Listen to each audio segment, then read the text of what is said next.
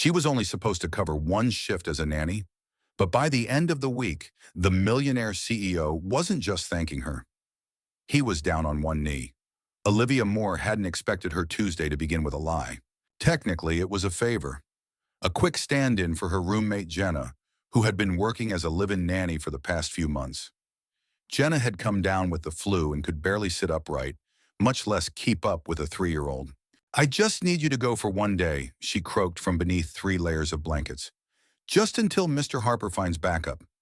Lily's sweet, quiet. You'll be fine." Olivia hesitated at first. She wasn't a nanny. She was a freelance illustrator. Someone who lived in oversized sweatshirts and kept weird sleep hours and hadn't held a child for more than 5 minutes since college. But Jenna looked pale and desperate, and the rent was due, and well, Olivia had a tendency to say yes when she should probably say no.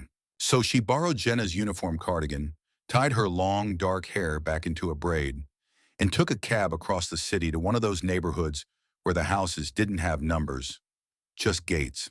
The Harper residence was more of an estate than a house. Elegant ironwork fencing, a long gravel driveway, and windows tall enough to serve as mirrors. Olivia stood at the front door, clutching her bag with both hands, trying not to look like she was about to bolt. She was about to press the bell when the door opened. And there he was, Edward Harper. She knew his name, of course. Jenna had mentioned him a few times. The CEO dad, a bit intense, works too much, tips decently.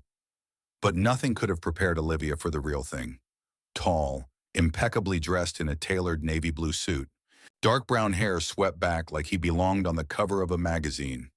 Deep brown eyes that landed on her in a glance so sharp she forgot to breathe. "You're Jenna's replacement?" he asked, checking his watch. "Yes," Olivia said too quickly, nerves crackling in her voice. "She's really sick. Fever. I'm Olivia." She extended her hand. "More." His grip was firm but brief. "Edward Harper, thank you for coming on such short notice. Lily's just finishing breakfast." He stepped aside, gesturing her in. The inside of the home was stunning. Clean lines, soft lighting, modern furniture. The kind of place designed by people who knew exactly how wealth should look. But there were toys scattered on the floor, a blanket on the couch, a pink sippy cup tipped sideways on the marble counter. It wasn't cold, it was lived in. "She's shy with new people," Edward said, leading her toward the kitchen. "Just give her space. No screen time unless it's after lunch. Her nap's at 2. I'll be in meetings until late." Olivia nodded. "Got it." And then she saw her. Lily Harper sat at the breakfast table in a booster seat, legs swinging, her curly brown hair a little messy, her eyes wide and cautious. She clutched a half-eaten piece of toast in one hand and a small stuffed elephant in the other. "Hi there," Olivia said gently, crouching a little to her level. "I'm Livy. I'm going to hang out with you today." Lily didn't respond. She just stared. Edward sighed. "She'll warm up. Eventually." He walked over and kissed the top of Lily's head, his whole demeanor softening for just that moment. "Be good, okay?" Then he turned to Olivia. "Emergency contacts are on the fridge. Jenna usually takes her to the park around 11 if the weather's good." And just like that, he was gone. The door clicked shut, and Olivia was alone with a 3-year-old who clearly thought she was an alien. For the next 30 minutes, silence reigned. Lily refused to talk. She refused to play. She sat on the rug in the living room, clutching her elephant, watching Olivia with those wide, unblinking eyes. Olivia tried everything. Toys, books, cartoons, before remembering the screen time rule. She finally gave up and plopped down on the floor a few feet away. "I know I'm not your usual person," she said aloud, "but I'm not that bad. I can draw dinosaurs. That's something, right?" Lily blinked. "Here, I'll show you." She pulled a sketchbook from her bag and a pencil, flipping to a clean page. Slowly, she began sketching a brontosaurus. Not perfect, but cute, smiling, round eyes and big tail. Lily moved closer, then closer. She pointed. "That one's funny." Olivia froze. "You like it?" Lily nodded. "Want me to draw another?" "Yes." And just like that, the wall between them cracked. Olivia drew a triceratops, then a T-Rex, then a flying pterodactyl in sunglasses. Lily giggled, real, delighted giggles. And when they sat side by side for lunch, the little girl reached out and touched her hand. By the time Edward came home that evening, Olivia was sitting cross-legged on the floor, helping Lily glue googly eyes onto popsicle sticks. He paused in the doorway, visibly surprised. Lily leapt up and ran to him. "Daddy, look what Livy made!" Olivia stood awkwardly, brushing glitter off her jeans. "She's very creative." Edward looked between them, his daughter's glowing face, Olivia's flushed one, and something in his eyes softened again. Something warmer. "I can see that," he said quietly. For a moment, their eyes met. And though Olivia didn't know it yet, that moment, that shared glance across the room, was the first step towards something neither of them had ever seen coming. The next morning, Olivia wasn't sure whether she was going back. She lay in bed staring at the ceiling, her hair still tangled from sleep, debating with herself. It had been one day, just one. She had fulfilled her promise to Jenna, kept the little girl safe, even gotten her to laugh, and hadn't burned the house down. Technically, she could step away now. Her conscience was clear. She had her freelance deadlines, client emails waiting, and 2 new illustrations to deliver by Friday. And yet, when she thought of Lily's small hand in hers, or the glitter stuck in her sweater, or the way Edward Harper's eyes had lingered on her just before he said goodnight, she was already putting on her shoes. Jenna, still feverish and half-conscious, didn't argue when Olivia offered to go again. "He probably won't ask you back," she mumbled from the pillow. "He's weird about people." But he did. In fact, when Olivia arrived that morning, the housekeeper greeted her with a smile and said, "Mr. Harper asked if you'd like coffee." That stopped her cold. "Wait, he made coffee?" "No," the housekeeper laughed, "but he told me to ask." She was still blinking in surprise when Edward appeared at the top of the stairs, rolling up the sleeves of his white dress shirt as he walked down. No suit jacket yet, no tie.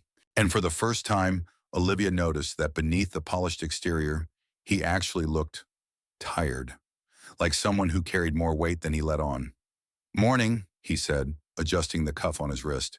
Lily asked if Livy was coming back. Olivia smiled carefully. "I wasn't sure if I was invited." He paused. "You were. Are. She had a good day. That's rare." There was something in the way he said it. Quiet, not emotional, but full of meaning. As if a good day had become something precious. "Then I'm glad," she replied softly. He gave her a look, unreadable, but not unkind, and gestured toward the living room. "She's upstairs finishing breakfast. I've got meetings until 3, but I'll check in." As he turned to leave, Olivia said without thinking, "Do you always work that much?" He stopped. "I run a company." "Yeah, but do you have to run it 14 hours a day?" He tilted his head slightly, then smirked. "Just barely." "Is this part of your childcare philosophy?" She shrugged. "More like general curiosity. You look like someone who hasn't had a weekend off since 2010. That made him laugh. Short, surprised, real. "No," he said, glancing back at her. 2012, there was a hurricane. The building lost power." He left a moment later, and Olivia stood there for a second longer, her heart thudding in a way she didn't fully understand. Upstairs, Lily greeted her with a wide smile and a sticky hug. "Livy, I saved you the pink spoon." The rest of the morning passed in a rhythm Olivia hadn't realized she'd missed. A walk to the park, 2 storybooks read 3 times each, and an intense negotiation over whether peanut butter or jelly was the boss of the sandwich. Lily told stories like she lived in a fairy tale, about cloud castles, invisible ponies, and a magical dolphin named Kevin. In between, Olivia found herself noticing the home around her. It was luxurious, yes, but it didn't scream wealth the way she expected. There were family photos on the hallway walls, drawings stuck to the fridge, and tiny sticky notes in Edward's handwriting reminding himself of appointments. Call legal team. Wed, Lily's checkup. Thursday at 11. He didn't have a nanny team. No rotating staff. Just him, trying to balance a 3-year-old and a corporate empire with spreadsheets and Post-its. In the afternoon, while Lily napped on the couch, Olivia sat on the back porch sketching quietly in her notebook. The view was stunning. Wide garden, stone paths, distant trees swaying in warm wind. She was halfway through a drawing of Lily in fairy wings when the door opened behind her. Edward stepped out, holding 2 mugs of tea. "Thought you might want a break," he said. She blinked. "You made tea?" He shrugged. "The kettle beeps. I followed the instructions." She took the mug with a smile. "You're full of surprises." He nodded toward her sketchbook. "May I?" She hesitated, then turned it around. He studied the image. Lily mid-spin, tiny hands lifted in joy, wings askew on her back, curls bouncing. His expression softened so slowly, she almost missed it. "That's her," he said. "Exactly her." Olivia felt her chest tighten. She wasn't used to people reacting that way to her work. Not with that kind of quiet reverence. "You're very talented," he added. "Thanks," she murmured. A beat of silence passed between them. The breeze stirred, warm and light. Then he looked at her and asked, "What do you do when you're not saving toddlers from glitter meltdowns?" "I'm a freelance illustrator," she said. "Mostly children's books, some ad work. It's not glamorous, but it's honest." He nodded. "That sounds peaceful." Sometimes. Sometimes it's just unpaid invoices and coffee at 2 a.m. He smiled again, more freely this time. "I think Lily likes you because you don't treat her like a task." Olivia's eyebrows rose. "Is that how people usually treat her?" "People treat everything around me like a transaction," he said simply. "Even my daughter." She looked at him, really looked. "I'm not here for a transaction, Edward." Their eyes locked, and for a moment, neither of them moved. Then Lily's voice rang out through the house. "Livy, I'm awake!" Olivia stood quickly, smile returning. "Duty calls." Edward watched her walk inside, then turned back to the sketchbook still lying open beside her mug. He stared at the drawing again, something quiet flickering behind his gaze. She had only been there 2 days, but already something in the Harper household was beginning to shift. By the 3rd day, Olivia had stopped pretending this was just a favor. She told herself she was helping out until Jenna felt better, and that she was simply doing what any decent person would do. But deep down, she knew the truth. She looked forward to seeing Lily's messy curls every morning, to hearing her little voice shout, "Livy!" from across the house, and, though she hated to admit it, to seeing Edward Harper walk down those stairs, slightly rumpled, sleeves rolled up, looking too serious for someone so quietly magnetic. She had entered the Harper house as a stand-in, a placeholder, but somehow the longer she stayed, the more it felt like she belonged there. Not as a nanny, not even as a guest, just as herself. That morning, Lily insisted on wearing a tutu over her jeans and declared it Princess Donut Day, which Olivia didn't understand but embraced wholeheartedly. They baked sugar cookies and decorated them with purple icing and heart-shaped sprinkles, creating an ungodly mess that left the marble countertops sticky and their hands dyed violet. Olivia took photos, and Lily made her promise not to post them, because royal pastry work must remain secret. Edward was in meetings most of the day as usual. Olivia only caught glimpses of him through a cracked office door, on his phone in the hallway, or hunched over his laptop at the kitchen table with furrowed brows and fingers flying over the keyboard. But something shifted when she brought him a cookie. It was late afternoon. Lily was napping again, sprawled across the couch with icing on her chin, and Olivia knocked softly on Edward's study door. He looked up, surprised, when she entered. "I come bearing sugar and artistic genius," she said, holding out a cookie shaped vaguely like a crown. He blinked at it, then back at her. "She says it's blessed," Olivia added, "by Princess Donut herself." A small laugh escaped him, unexpected and genuine. He took the cookie. "And to think I almost skipped lunch," he said dryly. She perched on the edge of a nearby chair, unsure whether to stay. "I didn't mean to interrupt. I just thought you could use a moment that didn't involve spreadsheets or shareholders." He leaned back in his chair, still holding the cookie. "You're not wrong." Silence stretched for a moment, comfortable almost. Then he asked, "Do you enjoy this?" She looked up. "Baking? I mean, this kind of life. Routine, slowness, kids." The question caught her off guard. "I never thought I would," she admitted. "I always imagined I'd live out of a suitcase traveling for art shows, working in cafes by the ocean. But lately," she shrugged, "I don't know. There's something beautiful about the small things, about someone needing you to be present. Edward studied her, something unreadable in his eyes. I envy that, he said quietly. What? The way you let yourself slow down, he said. I don't know how to do that. Not really. Even with Lily, I love her more than anything, but I don't always know how to be with her. I just manage. Olivia felt something stir in her chest. You don't give yourself enough credit, she said. I've seen the way she looks at you. That's not management. That's love. His gaze dropped, and for a second he looked utterly human. Not a CEO, not a polished billionaire, just a man, a father. Tired, trying, quietly broken in ways he didn't know how to show. He glanced back at her. I'm glad it was you who stepped in. So am I, she whispered before she could stop herself. Their eyes locked. There was a silence that buzzed in the air between them, a pause that felt full, not empty. Neither of them moved. Neither dared to breathe too deeply. Then Lily stirred in the next room, and the moment broke. I should check on her, Olivia said, standing too quickly. Edward nodded. Of course. But as she reached the door, he called after her. Olivia. She turned. He looked at her for a long moment, then simply said, Thank you. And though he didn't say what for, she felt the weight of it settle over her like warm light. That evening, as she walked home, Olivia realized something terrifying and exhilarating. She wasn't just becoming attached to the child. She was falling for the father, and she had no idea what that meant or what would come next. But for the first time in years, she didn't feel like she was running away from anything. She felt like she was walking towards something. It was Friday morning when everything fell apart. The day started like the others had.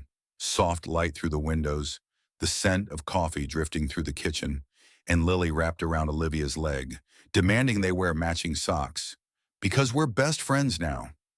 Olivia laughed, slipped, on a pair of bright yellow ones to match Lily's, and tried not to think about how quickly everything had changed, about how much she was starting to care. Edward came downstairs looking more relaxed than usual. His navy blazer was slung over his shoulder instead of worn, and the top button of his dress shirt was undone. He paused in the kitchen doorway, watching Olivia pour juice into a tiny cup with animal prints. She slept through the night, he said softly, like it was still a miracle. She didn't even move, Olivia replied. I checked twice. Just in case. Lily burst out from behind the counter, arms wide. Daddy! Edward bent to scoop her up, spinning her once as she giggled in delight. Olivia watched them, heart swelling in ways she hadn't prepared for. The quiet chemistry between them was starting to feel dangerous. Familiar, like a home she didn't know she'd been looking for. Edward caught her watching and smiled, a different kind of smile. Warm, private, not polite. Do you have plans this weekend? He asked, lowering Lily back to the floor. Olivia hesitated. Not really, why? I was thinking we could all take Lily to the botanical gardens. She's been asking to see the butterflies. Something about the way he said we made her chest tighten. She smiled, nervous but soft. I'd love that. Then, as if summoned by the universe to end the moment, the front door opened. Olivia didn't think anything of it until she heard the voice. Olivia? She turned sharply. Jenna, still pale from her flu, hair pulled back, a tote bag slung over one shoulder. She looked confused, tired, but mostly shocked. What are you doing here? Jenna asked slowly. Olivia blinked. I was covering for you. You were sick, remember? For one day, Jenna said. Her voice wasn't angry yet, just stunned. You've been here all week. Before Olivia could answer, Edward stepped forward, frowning slightly. You know each other? We're roommates, Jenna said, eyes narrowing now. I asked her to fill in while I was sick. She's not a nanny. She's not even certified. She's an illustrator. Olivia felt her face go cold. I never lied, she said quickly. You didn't ask, and I didn't expect to be here more than one day. But then she turned to Edward. You asked me to stay. Edward looked between them, processing everything in silence. The warmth he'd carried all morning vanished. His expression shuddered. I see, he said flatly. Edward, I didn't mean to deceive you. Lily and I connected. I never pretended to be someone I'm not. But you let me believe you were someone you weren't, he said. His voice wasn't angry, but it was distant. controlled. That made it worse. Mr. Harper, Jenna said, clearly uneasy now. I'm sorry about all this. Edward didn't respond. He turned to Olivia, eyes unreadable. I think it's best if we end this here. The silence that followed felt like ice. Olivia tried to speak, but no words came. Lily peeked around the corner from the hallway. Livy, are we going to make cookies today? Olivia looked at her, throat tightening. She dropped to her knees and wrapped Lily in a hug, holding her for a few seconds longer than she should have. I'm sorry, sweetheart, she whispered. I have to go now. Lily frowned. But why? Olivia forced a smile. Your real nanny is back. Lily's lip wobbled. But I want you. The words broke her. She stood, eyes glossy but steady. She gave Edward one last look, hoping for something, anything. But he was stone. She walked past him, past Jenna, out the front door. The sunlight was blinding, the air too warm. She kept walking even though she wanted to turn back and scream that she didn't mean for any of it to happen, that she'd never wanted this to feel like betrayal, that she had only come to help, that somehow it had turned into something real. But the door had closed, and this time, she didn't think it would open again. Not for her. The weekend was quiet in a way Olivia hadn't experienced in months. Not peaceful, quiet. The kind of silence that clung to the walls, sat in her chest, and echoed in her head long after the noise was gone. She stayed in her apartment for most of it, holed up in her room with the curtains half drawn, trying to work but unable to concentrate. Her stylus hovered over the tablet, screen still blank. Every time she tried to focus on a new illustration, all she could see was Lily's face, confused, heartbroken, asking, "But I want you." She kept playing it over in her mind. The front door, Jenna's voice, the look on Edward's face, cold, shut down. Just hours before, he had been asking her about butterflies and weekends. And now she didn't even know if she would ever see them again. Jenna hadn't said much when she came home Friday night. She went straight to bed, avoiding eye contact. Olivia didn't blame her. She had crossed a line, even if she hadn't meant to. She had stepped into a role that wasn't hers. And in the process, she'd lost sight of where the favor ended and the feelings began. By Sunday evening, Olivia was exhausted by her own overthinking. She grabbed a hoodie and left the apartment just to move her body, walking aimlessly down streets that felt too bright, too busy, too indifferent. Her phone buzzed in her pocket twice, messages from clients, but she didn't check them. She ended up near the old bookstore by the corner of 14th and Main, the one she used to go to when life got too loud. She wandered the aisles like a ghost, fingers trailing over book spines she'd once memorized. Her feet carried her to the children's section without her even realizing. And there, between a shelf of fairy tales and board books, it hit her. She had fallen in love, not just with Lily, not just with the laughter or the glitter or the bedtime drawings, with him, Edward Harper, the man she'd known for barely a week, the man who had looked at her like she was more than just a substitute, the man who made tea clumsily and watched her draw his daughter with wonder in his eyes. And she had ruined it, because she hadn't been honest, because she had stayed when she should have walked away, because deep down, she hadn't wanted to leave. By the time she got home, Jenna was sitting at the kitchen table, drinking tea and staring at the window. She didn't say anything as Olivia walked in, just glanced up, eyes tired. I didn't mean for it to happen, Olivia said softly, putting her keys down. I really didn't. Jenna didn't look angry, just resigned. I know. I wasn't pretending. I didn't plan to stay. It just became real. I figured as much, Jenna replied. She cried when I left today. Olivia swallowed hard. She doesn't understand any of it, Jenna added. Honestly, I'm not sure I do either. But I think you should know. Edward asked for your number. Olivia's head snapped up. What? Jenna hesitated. I didn't give it to him. Why not? Because I didn't know what you wanted. Olivia leaned against the counter, heart racing. She hadn't expected that. Not at all. I don't know, she admitted. I want a chance to explain. Jenna nodded slowly, then reached into her bag and slid a small envelope across the table. He left this. Said it was for you. I was going to toss it, but Olivia picked it up carefully. The envelope was thick, elegant, her name handwritten across the front. She opened it with shaking fingers. Inside was a card. No logo. Just a few lines written in dark ink. I've made mistakes, but shutting the door on someone brave enough to love my daughter was the worst one yet. If you're willing to talk, I'll be at the conservatory. Monday, 3 p.m. No signature. But she didn't need one. Her hands trembled as she folded the card. She hadn't lost everything. Not yet.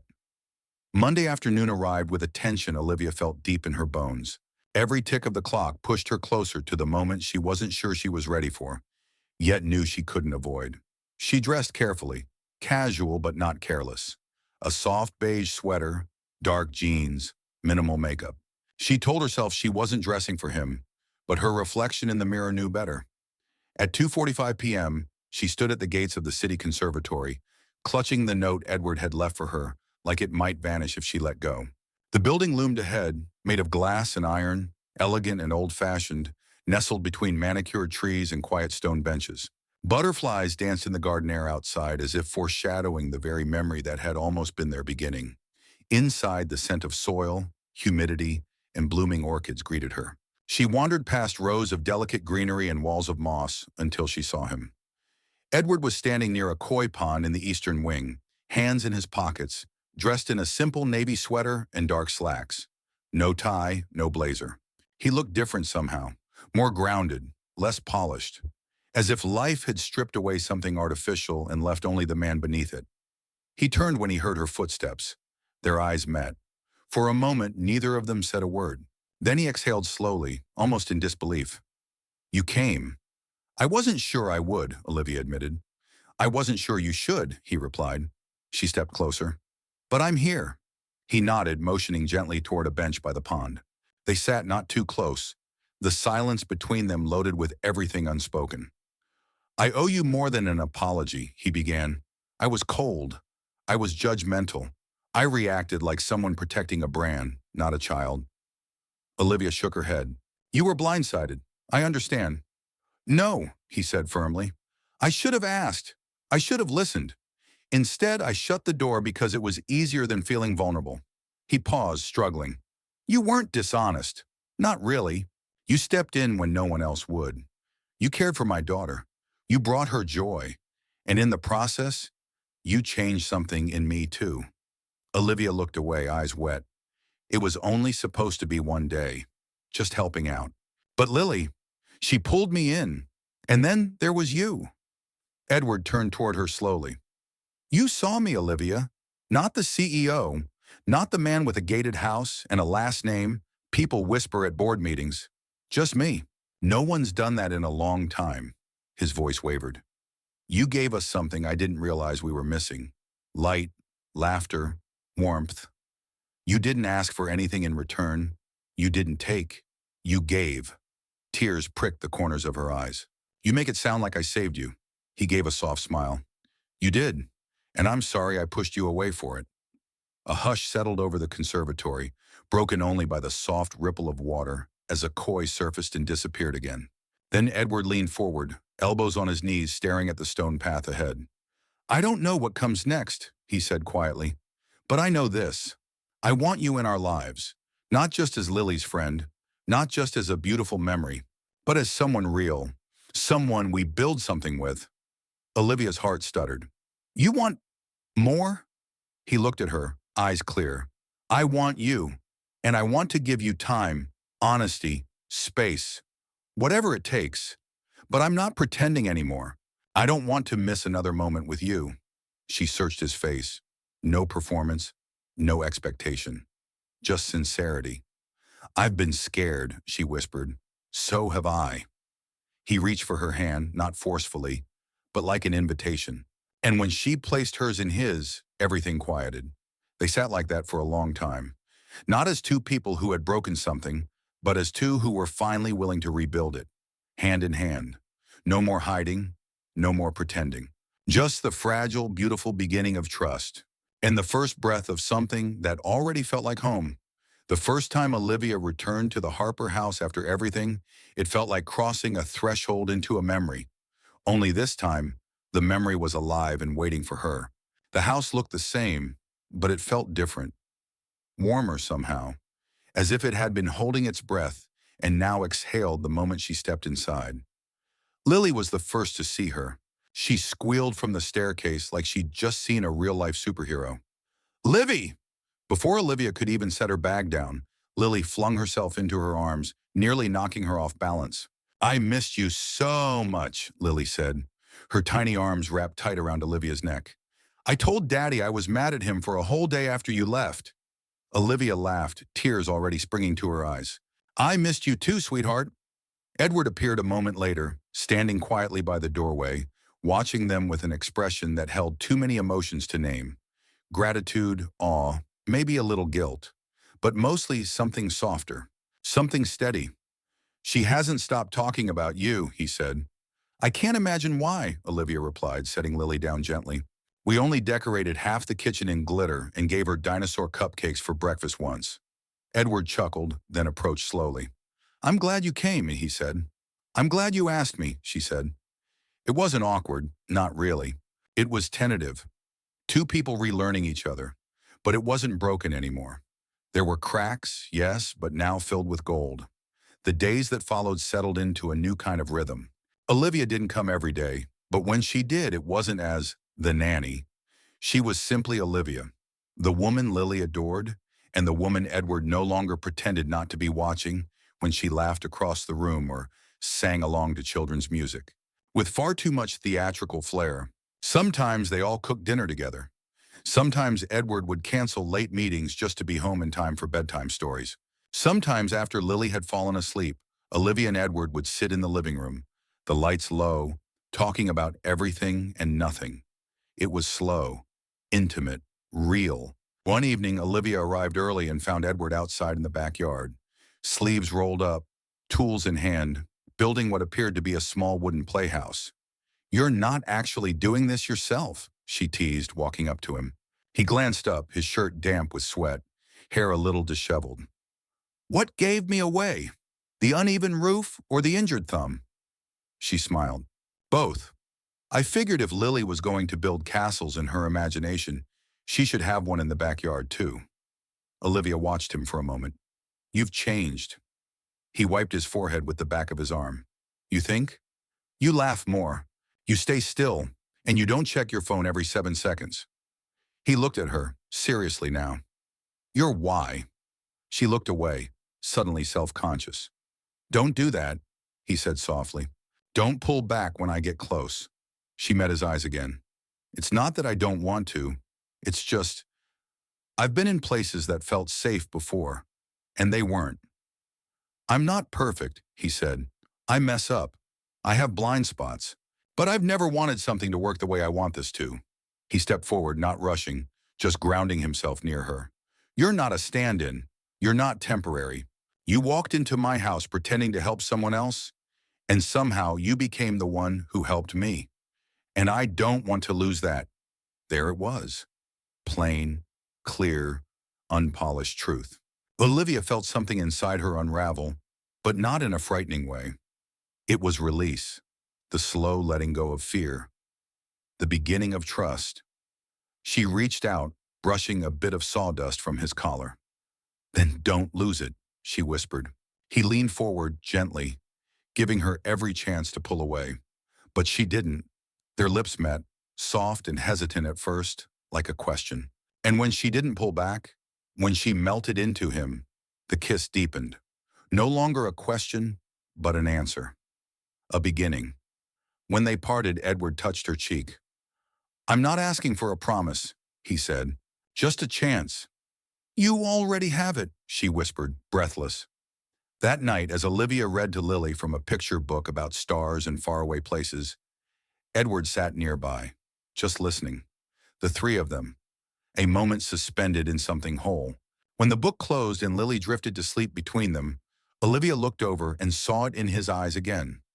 Not ambition, not wealth, not control, just love. And this time, she let herself believe it. The first snow of the season fell softly, covering the city in a hush that made everything feel a little more sacred. Olivia stood by the window of her small studio, watching the flurries dance past the glass. She hadn't seen real snow in years, hadn't had time to pause long enough to notice it. But now she stood still, holding a cup of tea between her hands, and let herself breathe in the quiet. It had been almost 3 months since that first hesitant kiss in the garden. 3 months of slow, deliberate steps towards something neither she nor Edward had planned, but both of them had started to believe in. She still had her own apartment, her freelance work, her space, but lately her nights were more often spent at the Harper home, her days sprinkled with giggles, crayon masterpieces, and dinner at a table that had once felt too big and too quiet. Edward had changed in ways Olivia never could have predicted. He took calls less, delegated more. There were still moments when he slipped into CEO mode, voice clipped, mind 5 moves ahead, but more often she caught him on the floor in sweatpants building towers out of cereal boxes with Lily, or reading books with a voice too dramatic not to laugh at. It wasn't perfect. There were still moments of tension, misunderstandings, the occasional late-night doubt, but what mattered was how they handled it, how they came back together each time, stronger, softer, more honest.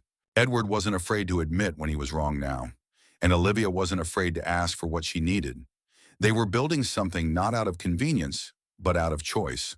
That morning, Olivia bundled up and headed to the Harper house with a bag of gingerbread cookies she and Lily had promised to bake and decorate. She knocked softly, though she didn't really need to anymore. Lily flung the door open in a blur of winter boots and tinsel. "Livy, Daddy made pancakes, but they look weird." Olivia laughed. "Perfect. I like weird pancakes." Edward appeared a moment later, holding a spatula and wearing a holiday apron that looked completely out of place on someone who usually commanded boardrooms. "You weren't supposed to see this," he said, smirking. "Too late," Olivia replied. "But honestly, I've never been more attracted to anyone in kitchenware." He leaned down and kissed her cheek. "Merry almost Christmas?" "Merry almost Christmas." The house was decorated from top to bottom. Elegant garlands, soft lights, stockings, and a small tree Lily had insisted on decorating entirely by herself. Every ornament was placed on the bottom third of the branches, giving the tree a lopsided charm that made Olivia smile every time she saw it. After breakfast, they spread out at the kitchen table, decorating cookies with icing, gumdrops, and candy canes. Edward tried his best, but his snowman looked like it had been run over. Lily declared it a masterpiece. Later that evening, as the snow continued to fall outside, they sat curled up on the couch under a blanket. Lily had fallen asleep between them, her head resting on Olivia's leg, a half-eaten gingerbread man clutched in one hand. Edward looked down at his daughter, then at Olivia. "I've been thinking," he said softly. "That's dangerous." He smiled. "Maybe, but I don't want to keep doing this halfway." Olivia's heart fluttered. "What do you mean?" "I mean, I want you here. Officially, permanently. Not just as a guest or a girlfriend or Lily's favorite person. I want this, us, to be home. For all of us." She turned to him, eyes wide. "Are you saying—" He reached into his pocket and pulled out a small velvet box. He didn't open it, just held it in his hand. "I know we didn't meet under normal circumstances. I know this didn't start the way love stories usually do, but I also know I've never been more sure of anything in my life." He looked down at Lily, then back at Olivia. "You didn't just change my life, Olivia. You gave me one worth slowing down for, worth showing up for. And I want to show up for you every day for the rest of my life." He opened the box. A simple, elegant ring sat inside. Timeless. Olivia stared at it, her hand over her heart. She didn't cry. Not right away. Instead, she smiled. Soft, steady, overwhelmed with calm. "Yes," she whispered. "Of course, yes." Edward leaned in and kissed her, careful not to wake Lily. When they pulled apart, she looked down at the child nestled between them. "She's going to freak out," Olivia said. "She already thinks you're magic." That night, after Edward carried Lily to bed, Olivia stood alone by the window for a moment. The snow had blanketed the street in silence. Warm light from inside poured onto the porch. She could see her reflection in the glass. Herself, but different, stronger, loved. She had walked into this story by accident, but she had stayed on purpose. And as she watched Edward return from upstairs, reaching for her hand again with that same quiet certainty, she knew this was no longer a beginning. It was home. In my opinion, the ending of this story delivers exactly what a modern romantic arc should. Not perfection, but emotional honesty and earned happiness.